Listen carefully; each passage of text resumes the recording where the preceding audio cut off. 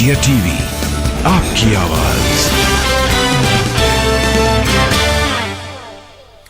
नमस्कार, मैं हुसैन रिजवी और अब वक्त है बड़ी खबरों को देखने का। इजराइल हमास युद्ध का आज 23वां दिन है। गाजा पट्टी में बम और गोले बरसा रहा है इजराइल। युद्ध में अब तक 7,700 से ज्यादा फलस्तीनियों की जान गई। इजराइल के 1,400 लोगों की मौत।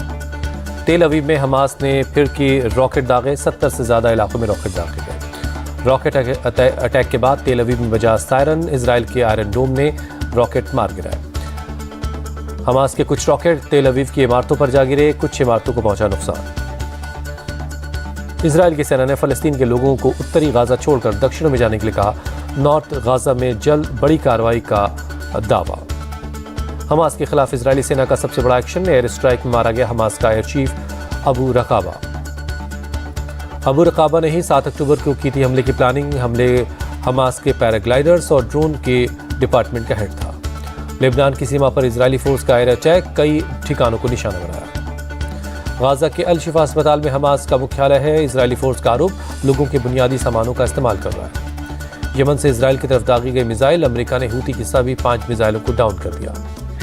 इजराइल के पीएम नेतन्याहू ने कहा, वॉर सेकेंड स्टेज में जा पहुंची है, जीत हमारी होगी। नेतन्याहू की चेतावनी, बंधकों को रिहा करके हमास को खत्म करना ही हमारा मकसद है। गाजा में इजराइल के हमले से भड़का मुसलमानों का गुस्सा। जॉर्डन में भीड़ ने इजरायली दूतावास पर हमला किया। तुर्की के राष्ट्रपति तैयब एर्दोगान की इजराइल से अपील, गाजा पर हमले को तुरंत रोक दे। तुर्की ने इजराइल पर निकाली भड़ास, कहा मानवता के खिलाफ अपराध कर रहा इजराइल। निंदा और आलोचना भी बर्दाश्त नहीं। लंदन में फलस्तीन समर्थकों का प्रदर्शन। लंदन ब्रिज पर उमड़ा लोगों का सैलाब।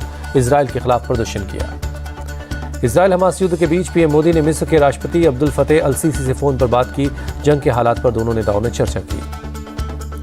केरल में फलस्तीन समर्थक रैली में हमास के नेता की भागीदारी पर कैलाश विजयवर्गीय का हमला केरल सरकार की विफलता करार दिया।